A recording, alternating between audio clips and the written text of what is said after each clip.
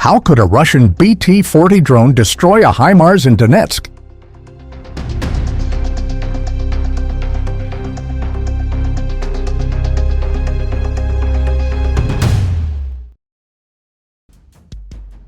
The war in Ukraine continues to serve as a live testing ground for the latest military technologies and tactics.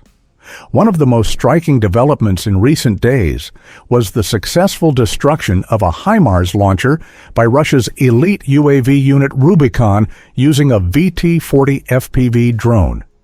The incident took place in the contested Donetsk region, where frontline clashes between Russian and Ukrainian forces remain intense.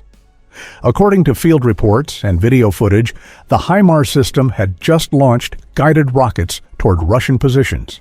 Within minutes, it was tracked, targeted, and taken out by a Russian FPV drone in a massive explosion and fireball. The VT-40 is a type of first-person view FPV drone controlled in real time by an operator using a live video feed from an onboard camera.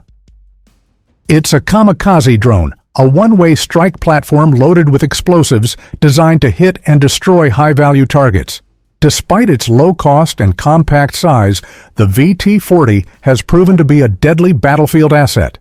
Fast, agile, and difficult to detect by radar, it can be manually steered with pinpoint precision to hit both moving and stationary targets. Against a system like HIMARS, which costs millions of dollars, the effectiveness of a single, low-cost drone is a major tactical advantage. Analysts have called drones like the VT-40 the poor man's cruise missile. Affordable, easy to operate, and devastatingly effective in the right hands. The Rubicon Unit is no ordinary drone team. It's a specialized group operating on the cutting edge of UAV warfare, combining surveillance, electronic warfare, and high-precision strikes into one force.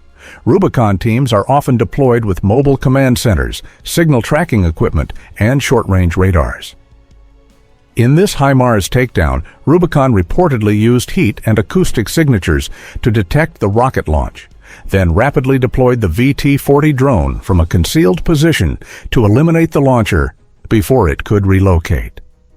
This type of real-time counter-battery response shows how far Russian forces have come in integrating UAVs into their frontline operations.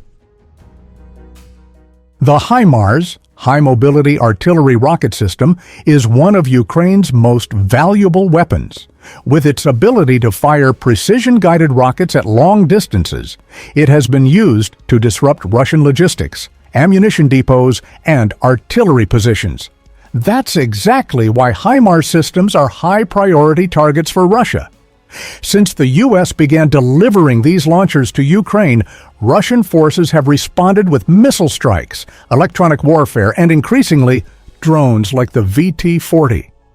In this latest incident, the fact that a HIMARS was destroyed just minutes after firing shows how fast and lethal Russia's counterstrike capabilities have become.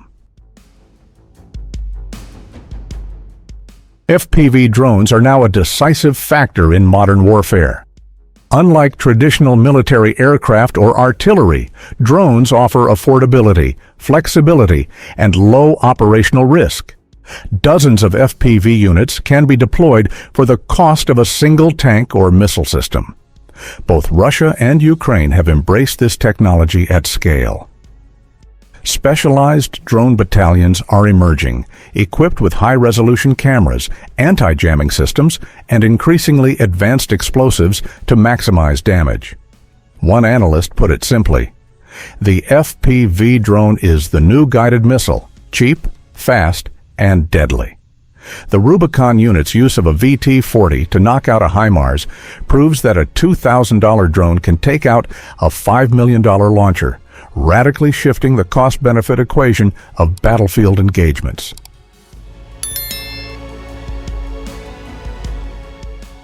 This successful drone strike has more than just symbolic value. Strategically, Ukraine just lost another long-range precision system that's hard to replace. Meanwhile, Russia demonstrated that Western-supplied systems are no longer safe. even behind the front lines. More importantly, it shows how Russia has adapted to the reality of drone warfare. Despite sanctions and limited access to Western tech, Russian forces have developed homegrown solutions that are fast, precise, and effective.